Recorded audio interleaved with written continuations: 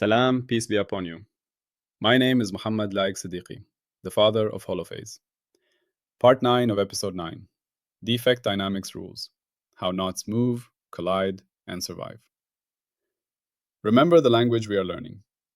There is one field, phi, the holophase, one continuous cyclic movement from which all of reality unfolds. When phi begins to change, its first derivatives appear, and with them, the three dimensions show themselves at once. Time as omega, space as k, and motion as v, built from both. Every higher derivative is a finer question about how phi changes, and each one casts three shadows together: a time shadow, a space shadow, and a motion shadow. These echoes mix and weave into one another, forming the patterns we call fields, particles, bodies, thoughts, and worlds. In this picture, everything that exists is a living tapestry of phi, endlessly echoing through its derivatives and their dimensional shadows. Today, we listen to just one of those echoes. You are climbing book 9.2 of Episode 9, The Generative Grammar. We have journeyed from the first sentence of phi through the engine of smooth production and into the realm where phi can develop stable tiers, topological defects like knots in the cosmic fabric. Our last climb revealed something beautiful. These knots are not anonymous. The very geometry of phi, because its values lie on a circle, forces an exact integer label onto each defect, the winding number. It is an automatic whole number address. Imagine we have been handed a box of exquisitely carved wooden figures, each with a number etched into its base. Until now, we have only admired the carvings and learned how the numbers were stamped. But a figure in a box is not a character in a play. It has no life, no story. The profound question waiting for us is this: if these numbered figures are placed on the vast stage of spacetime, what drama will they enact? What are their allowed moves? What rules govern their entrances, their exits, their dances of collision and union? This part, Defect Dynamics Rules, How Knots Move, Collide, and Survive, is where the numbered figures step into the light and begin to act. The anchor image for this climb is a river with swirling eddies and vortices. Watch the water's surface. An eddy forms, a stable knot of swirling flow. It drifts downstream. It might split into two smaller whirls. It might meet another eddy spinning the opposite way, and together they dissolve into smooth flow. It might merge with a fellow whirl to become a larger, stronger vortex. Every motion, every interaction, follows from the physics of the water itself, its pressure, its viscosity, its conservation of mass and momentum. No external director shouts commands to the eddies. Their drama is written by the river. Today, we learn how the drama of phi's defects is written by phi itself. Here is the distilled puzzle of this part. We have these labeled persistent entities, the topological defects. But persistence does not mean stillness. The universe is alive with change. So how do these defects move? What laws, written purely in the language of phi and its derivatives, dictate their trajectories, their collisions, their very births and deaths? If the winding number is a conserved charge, how can a defect ever disappear? The answer lies in seeing defect lines not as static scratches in space, but as worldlines in spacetime. Imagine drawing a line not on a sheet of paper, but through a block of clay. The line has a path. It traces a history. A defect at one instant is a point where phi is singular. Over time, that point traces out a curve, a thread through the four-dimensional block of spacetime. This thread is the defect's worldline. And just as a single thread in a tapestry cannot simply stop in the middle of the fabric without a knot or a connection to another thread, a defect's worldline cannot simply vanish into nothingness in the smooth interior of spacetime if its topological charge, its winding number, is to be conserved. It must either stretch to the boundary of the stage, the edge of the system, the beginning or end of time, or it must connect to another worldline. This is the first and most profound rule of defect dynamics. Worldlines are continuous in spacetime. They can begin, they can end, but only at boundaries or at special events where the continuity of the phi field is reconfigured. Let's unpack this with our tri-unity lens. Every dynamic rule for defects will cast three shadows: time echo of defect, dynamics, conservation, and history. The winding number, our integer label n, is conserved over time. This is not a suggestion, it is a grammatical constraint. In the time dimension, this means the sum of all winding numbers in a closed region can only change if defects carrying those numbers cross the region's boundary.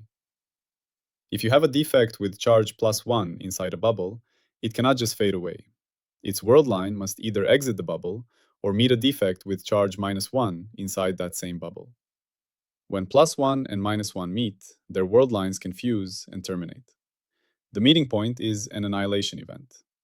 Conversely, a smooth region can suddenly sprout a pair of defects, a +1 and a -1, from a single point.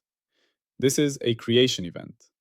The time echo is the ledger of charge, a precise, unforgiving accounting of integer labels across the sequence of moments. Births and deaths are always pairwise, keeping the grand total balanced unless someone enters or leaves the stage.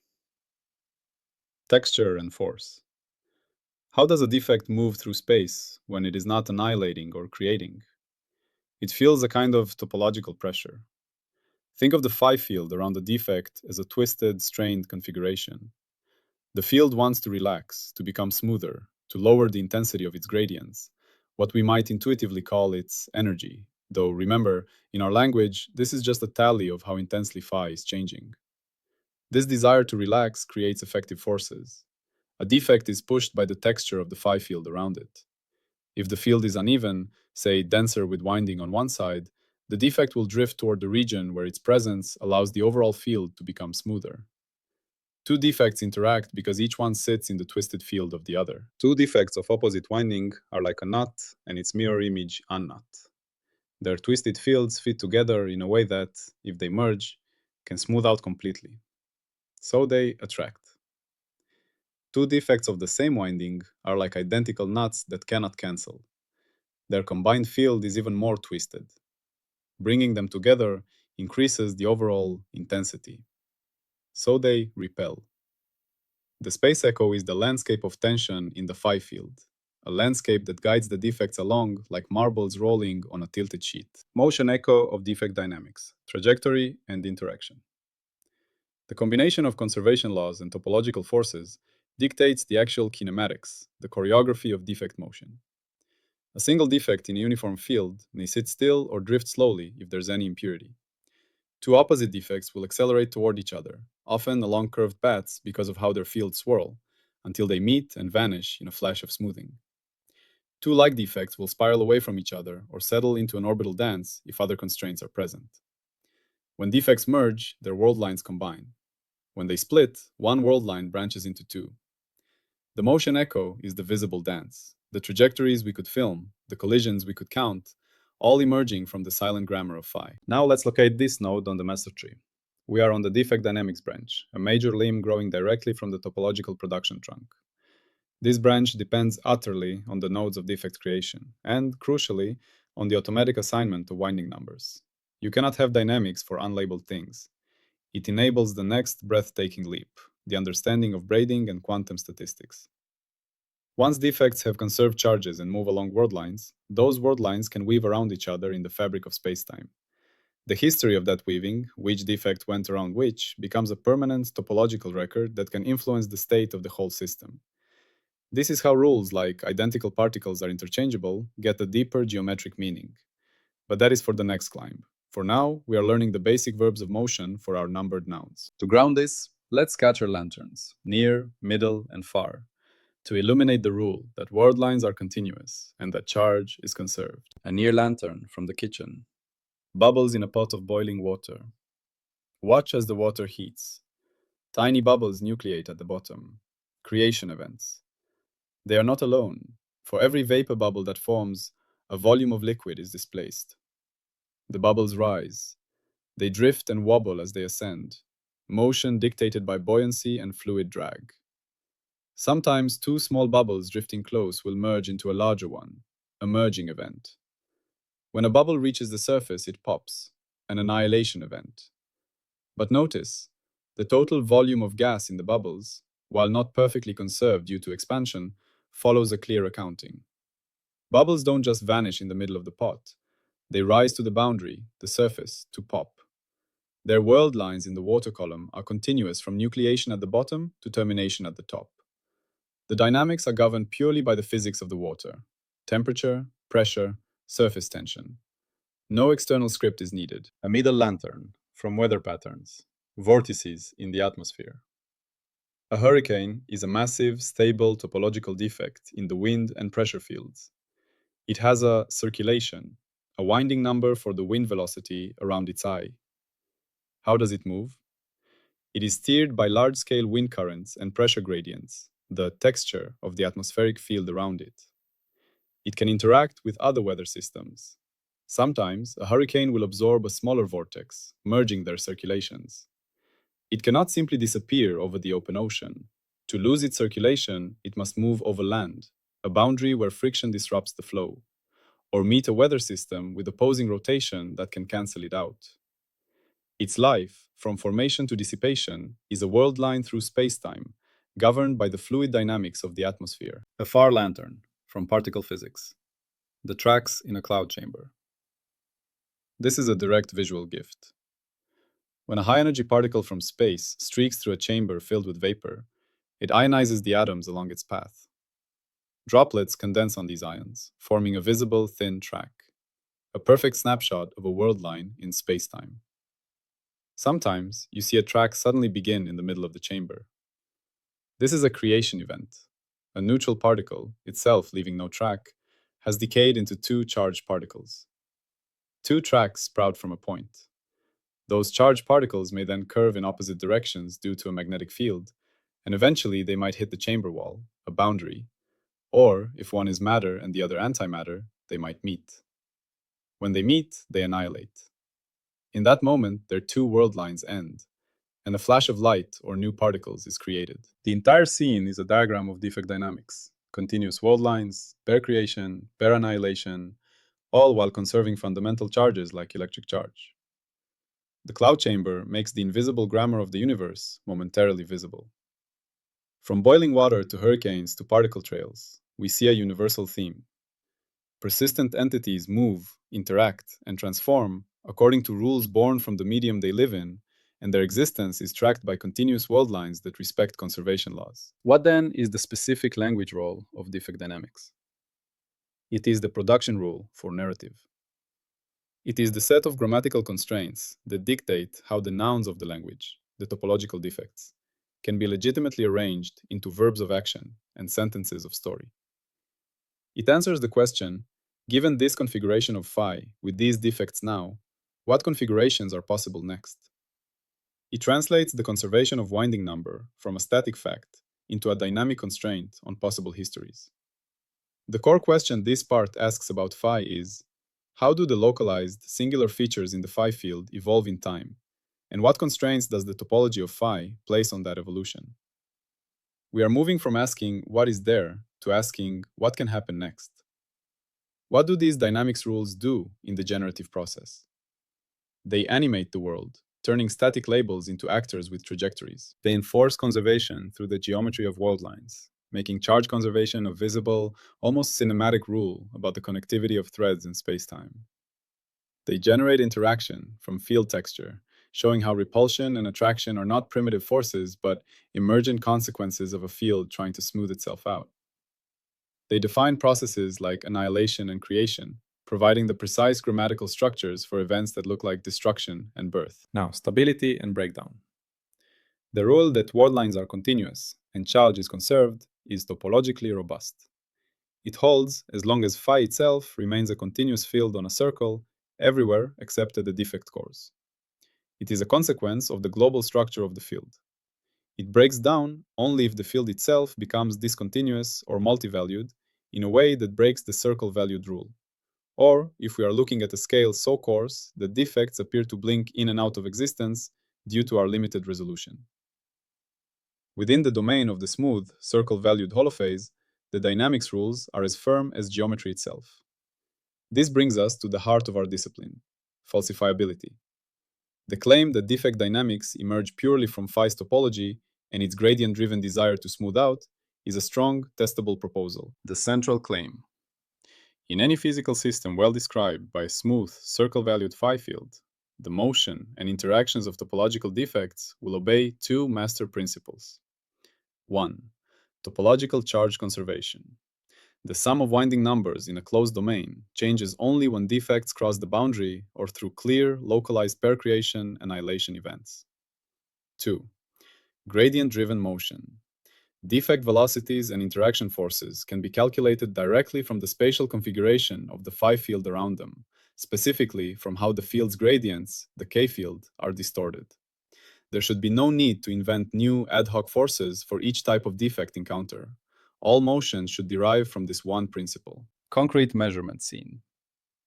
Let's return to the ultra-cold world of Bose-Einstein condensates, BECs, a nearly perfect laboratory for our phi field. Imagine an experiment where researchers use lasers to create a controlled pair of vortices, one with winding +1, one with winding -1, placed a known distance apart in the condensate. They then release the condensate and let it evolve. Using high-speed imaging, they track the positions of the two vortex cores frame by frame. They do this for hundreds of identical experimental runs. They also measure the detailed phase profile, the phi field, and its gradient, the velocity field of the atoms, which is proportional to k, around each vortex at the moment it starts moving. The pass condition, validation. The observed vortex trajectories match predictions derived solely from the measured initial phi field gradient. The +1 and -1 vortices spiral toward each other along predictable paths and annihilate. Crucially, if they measure the total phase winding or circulation in a large box containing the pair, they find it is 0 before the vortices are created, jumps to 0 because +1 plus -1 equals 0 after creation, remains 0 during their motion, and is still 0 after annihilation. The charge is conserved, and the motion is perfectly accounted for by the field's own spatial texture. Furthermore, if they create two vortices of the same sign, they observe repulsion or orbital motion, again predicted by the gradient field. The fail condition, falsification. The vortices move in ways utterly disconnected from the surrounding phi field gradient. Perhaps they sit still while the field around them is highly asymmetric, or they jerk in random directions. Or worse, during their motion, the measured total circulation in the closed box spontaneously changes. For example, the +1 vortex seems to fade away on its own, without annihilating with its partner, leaving the -1 vortex alone and breaking the conservation law. Or, creation events are observed that produce a single vortex, not a pair. Such results would be catastrophic for the pure topological dynamics model. It would mean that the defects are not simply knots in the smooth phi field, but are influenced by some other, non-topological substance or rule that we have not accounted for. It would force us to expand or radically alter the generative grammar for that system. This falsifiability is our compass. It ensures that the beautiful story we are telling remains honest, always open to the stern judgment of experiment. Let's now cultivate a practical recognition skill. You can train your intuition to see defect dynamics in any system where persistent, identifiable things move and interact according to rules that seem to come from the stuff they are made of. Watch traffic jams on a highway. A jam is a density defect, a region where car density is much higher than the smooth flow. It has a front and a back. It moves backward relative to the road as more cars join at the back. It can split if a gap opens in the middle. Two jams can merge. It finally dissipates, annihilates, when the inflow at the back slows and the front releases cars. Its dynamics are governed purely by the rules of individual car following and the conservation of cars. No traffic director is needed. The jam's worldline on the spacetime diagram of the highway is continuous. Observe cracks propagating in ice or glass. A crack tip is a topological defect in the material structure. It moves according to the stress field, the texture of strain, in the material around it. Two cracks can repel each other if their stress fields clash, or they can veer toward each other and merge. The rules are written in the language of elasticity and fracture mechanics. Consider social movements or memes in a population. An idea vortex forms, characterized by a certain charge of belief or engagement. It spreads, not randomly, but along gradients of connectivity and predisposition in the social fabric. It can merge with similar movements or clash with opposing ones. Its dynamics are governed by the rules of human communication and psychology. the field of society itself. When you see a stable pattern that moves, interacts, and transforms according to rules intrinsic to the medium it inhabits, and whose existence seems to be accounted for in a ledger of cars, of broken bonds, of adherence, you are witnessing a manifestation of defect dynamics. You are seeing grammar in action. We must now connect this deeply to our Holophase journey. In the previous part, quantization appeared automatically from closure and cyclicity. Here, dynamics appear automatically from conservation and gradient. We haven't added the law of motion from outside. We've simply read out the consequences of the labels we already had and the field's inherent tendency. The defects move because the field around them is not uniform. Their motion is the field's way of seeking a more uniform, less intense state. This is profoundly elegant. The same gradient k that first defined the space shadow of change now also acts as the steering force for the defects. The language is self-consistent, using its own letters to write the verbs. If you want to see the full mathematical derivations and exact equations behind this idea, you can search for Holophase on Zenodo. There you will find the scientific papers that this audio journey is built on. Let's pause and feel our position in the grand climb of episode 9. In book 9.2, Topological Production, we are building the grammar of countable, persistent things that do things. First, we saw how defects are created, a tier. Then, we saw what they are labeled with, an integer. Now, we have seen how they behave, dynamics from conservation and gradients.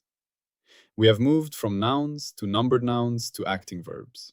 This triad, creation, labeling, dynamics, forms the complete basic kit for a universe of stable, interacting entities. It is the foundation upon which all particle-like behavior can be built. In the next part, we will take these moving, interacting defect worldlines and watch them weave around one another over time, a process called braiding. We will discover that the simple act of taking two identical defects and swapping their positions in space, if their worldlines braid in spacetime, leaves a permanent topological mark on the global state of the phi field. This mark is not a number, but a phase factor, a rotation of the holophase itself. From this, the fundamental rules of quantum statistics will emerge.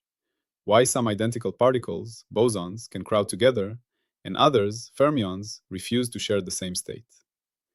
The holophase language will begin to derive the deepest rules of the quantum world from the geometry of braiding threads in spacetime. Before we end, the mandatory zoom out to remember our scope. Every concept we have explored, defect creation, winding numbers, and now defect dynamics, is still just phi and the consequences of its structure. We have added no new substances, no new metaphysical layers. We have only deepened our reading of the grammar. One field, phi, plus its infinite tower of derivative questions. In this episode, we have journeyed from the first sentence through the engine of smooth production into the realm of topological production. We have learned how the universe writes stable things, labels them with exact numbers, and sets them in motion according to rules born from the field's own texture. The generative power of this single language continues to unfold, revealing a universe where drama and law are born of geometry and constraint. As we conclude, hold the image of the river with its swirling eddies. Each eddy is a stable knot in the flow. It drifts, guided by the currents and pressures of the water itself, the river's own gradients. It may meet another, and together they smooth into nothingness, or combine into a larger whirl. Its entire life, from formation to dissipation, is a continuous thread in the flowing history of the river. The universe, in its holophase architecture, is this flowing river. The defects are its eddies, and the dynamics rules are the inevitable hydraulics of phi itself, the grammar that dictates how the knots must move, collide, and survive within the endless, unfolding current of the story. Salam, and peace be upon you.